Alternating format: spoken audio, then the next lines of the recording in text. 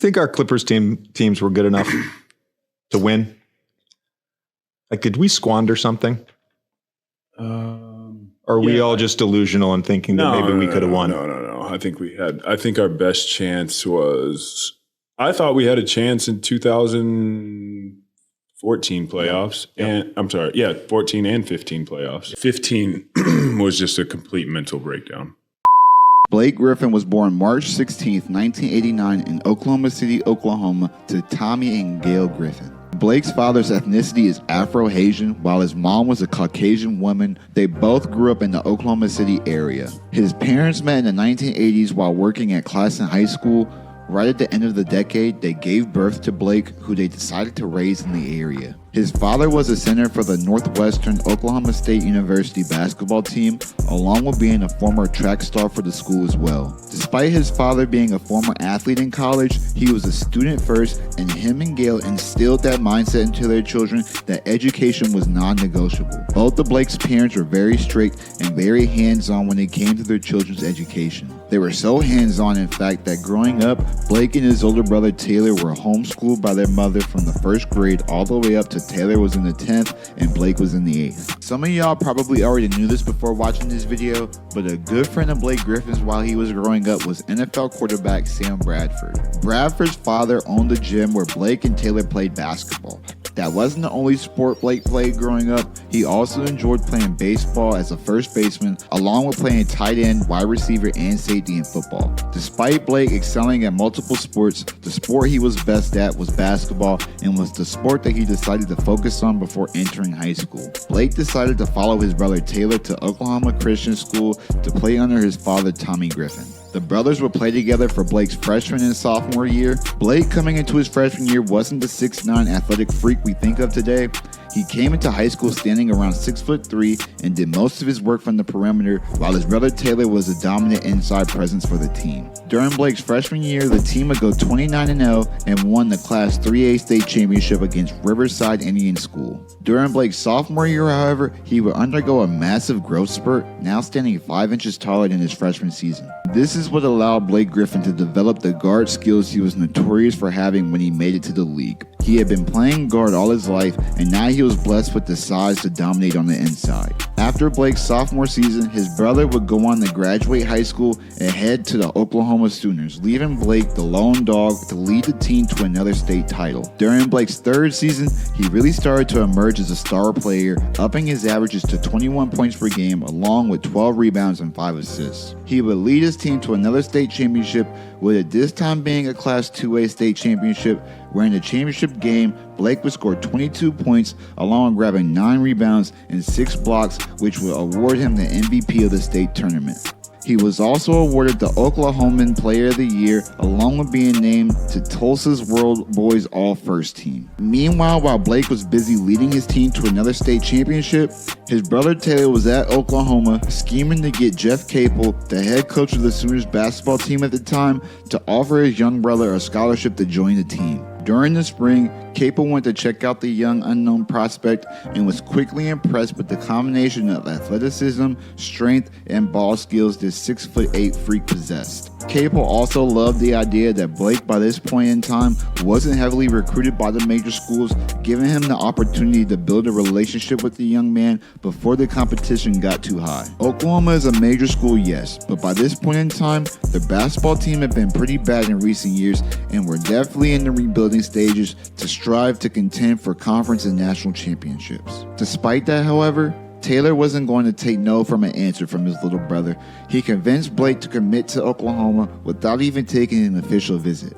Griffin would commit right before his senior season, where he would dominate the competition. Blake would average 27 points per game, 15 rebounds, 5 assists, and 3 blocks, while leading his school to a 26-3 record. His school would win the state championship again, making it 4 straight years Blake's school would win the state championships. Blake was named the MVP of the tournament again, with his overall record at Oklahoma Christian High School being a ridiculous 106-6. Griffin would win all types of in-season awards, along with being ranked the 13th best high school senior by Hoop Scoop, 20th by Scout.com, and 23rd by Rivals.com. From the time Blake arrived at Oklahoma, he had an immediate impact on the entire program. As a freshman, he would average 14 points per game and 9 rebounds, along with helping improve the Oklahoma winning total by 7 wins in his very first year. He would be selected to the Big 12 All-Rookie Team and First Team All-Big 12. Griffin was projected to be a lottery pick in next year's draft, but he made the shocking decision to come back for his sophomore season in pursuit of a national championship. This decision would work out beautifully for Blake because in his second season with the Sooners, he would become a household name. At the beginning of the year, Griffin would be the first player in Big 12 history to have back-to-back 2020 games when he had 25 and 21 against Davidson and 35 and 21 against Gardner-Webb. This was only the beginning of Blake's dominant season. In a game against Texas Tech, Blake would score 40 points and grab 23 rebounds, making him the third player ever in Big 12 history to have a 40-20 game. Griffin would average 22 points, 14 rebounds, 2 assists, and would lead the Sooners to a 27-5 record to end the regular season. He was so dominant this season that he would sweep all 6 of the National Player of the Year awards. He was unanimously selected by all 9 geographical districts for the Oscar Robertson Trophy and was named Associated Press National Player of the Year, receiving 66 of the 71 votes. Needless to say, Blake was the best basketball player in college basketball this season, and it honestly wasn't really close. Nobody was able to mess with him athletically. His ability to jump out the gym was freakish. To go along with that athleticism, he was the strongest player on the court most nights. Blake was almost like a wrecking ball in the paint. He was so great at getting great position in the post. With his strength, he had a baby hook shot in his bag, along with different touch shots that were very effective and tough to defend. All those things with the court vision and the ball handling background that he had before his growth spurt in high school, and it was no secret why teams couldn't stop this guy. In the tourney, the Sooners would make it all the way to the South Regional Final, where they would come up short against UNC. Blake fell short of his goal of a national championship, yes, but instead of being projected to be just a lottery pick in the next year's draft, he was projected to be the number 1 overall pick in the 2009 draft. There was no coming back to Oklahoma now. Blake had to enter the draft now, and that's exactly what he decided to do, being selected number 1 overall to a cursed Clippers franchise. I say a cursed Clipper franchise because all the way up to this point, the Clippers was considered to be the laughingstock franchise and capable of building a team that would be better than my beloved Laker franchise, who they share an arena with. The Clippers have tried for decades to find the guy to inject some type of life into this franchise, and at the end of the Summer League, it looked like they might have just found that guy, with Griffin being named the Summer League MVP. Despite the great summer, Clipper Nation were going to have to be patient to see the number 1 pick in the real game. During the last preseason game of the 09-10 season, Griffin would land from a dunk and injure his kneecap. The day before the first game of the season, it was confirmed that Griffin suffered a stress fracture in his left knee. It was thought that Griffin would miss about 2 months with the injury and that he would make his debut sometime this season. However, after the 2 months were up, doctors would find out after tests that the stress fracture was not healing properly, forcing Griffin into surgery in January, which would cause him to miss the rest of the season. The wait for Griffin might have sucked for Clipper fans this season, but the wait was well worth it when he was finally healthy enough to step on the NBA floor. In Blake's very first game, he would score 20 points and grab 14 rebounds against the Portland Trail Blazers, immediately giving him his very first career double-double in the NBA. I promise you he will have plenty more of these. As a matter of fact, Blake would go on a streak this season where he would have 27 straight games where he would post a double-double, breaking the franchise record as a rookie. Blake wasn't just putting up double-doubles though, he was having big scoring nights as well. Blake would be the first rookie since Allen Iverson in the 96-97 season to have 2 40-plus point games. He was having such a great rookie year that Blake would be voted into the 2011 All-Star game by coaches, making him the first rookie since Tim Duncan to be voted into an All-Star game. That wouldn't be the only thing that he would be doing that weekend though.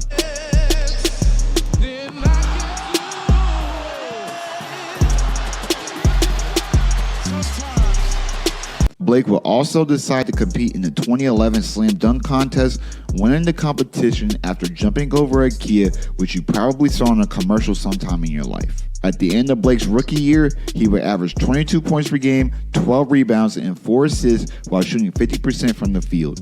He would be the unanimous Rookie of the Year, the first one since David Robinson in 1990, along with being unanimous All-NBA Rookie First Team selection. Sports Illustrated actually listed Griffin as one of the NBA's 15 greatest rookies of all time. I personally don't think that Blake could have asked for a better start to a career. He was must-see TV. Look at these highlights. To make things even more sweeter, the Clippers would acquire Hall of Fame point guard Chris Paul to team up with the rookie sensation, birthing the Lob City era in LA. This duo was absolutely ridiculous. With the emergence of DeAndre Jordan, the Clippers became must-watch TV with alley-oops coming from everywhere. This was the first time Chris Paul was playing with an athlete like Griffin, and their games seemed to mesh well together, and they would win a whole lot of games as teammates. This, however, will only seem sweet on paper. Let's play a quick trivia game.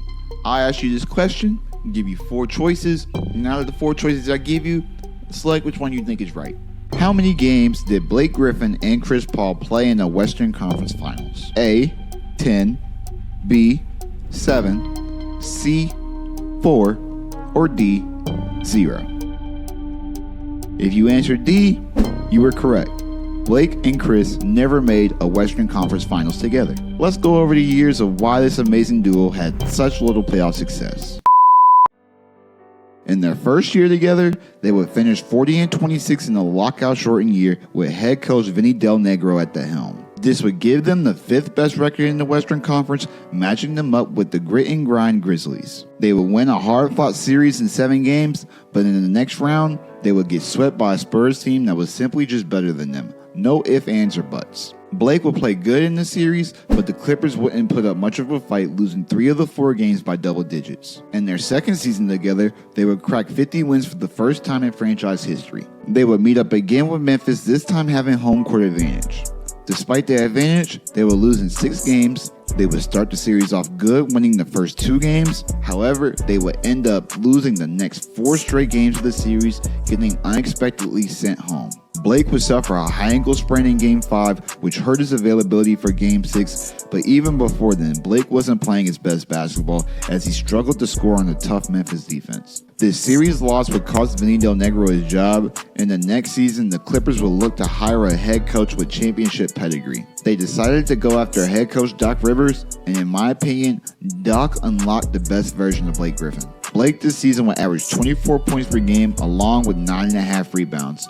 Everyone around the league would take notice of Blake upping his game, and NBA voters would actually vote Griffin 3rd in MVP this season. The Clippers would improve by 1 win, giving them the 3rd best record in the Western Conference. They would match up against the Baby Warriors and would get the best of the young team in 7 very tight games. Blake would play a great series, averaging 23 points per game for the series, and for a second, the Clippers genuinely looked like they were about to do this thing. They had a Hall of Fame point guard, they were healthy, they had a Hall of Fame coach, and in Game 1 of the next round in OKC, it looked like the Clippers were going to turn the corner. They ran OKC out of their own building, sending a statement to the young contenders. Despite the strong start, Clippers fans will never forget Game 5 and never forgive Chris Paul for Game 5 of this series. Down the stretch, Chris would have 2 crucial turnovers, along with not playing his best basketball the entire game to begin with. Blake would play exceptional basketball this entire playoff run, but the Clippers would lose again in the semis. The second season with Doc would result in another 50-win season for the franchise, making it the most consistent the Clipper franchise has ever been, with this being their 3rd straight 50-win season. This would give them the 3rd seed in the Western Conference playoffs, and you want to know their prize? They got a first-round matchup with the defending champion San Antonio Spurs. Let me tell you something, the Clippers were definitely in a rough spot. They were down 3-2 heading into Game 6 in San Antonio. However, Blake would score 26 points in Game 6, leading them to a victory. Green on Paul, and he got it! 1 second left! Clippers by 2! And Chris Paul would hit the game winner in Game 7, giving the Clippers a shocking playoff win against the defending champs. Despite that huge win from the Clippers, they would collapse the next series to the Rockets in 7 games. Remember when I said Clipper fans would never forgive Game 5 last year?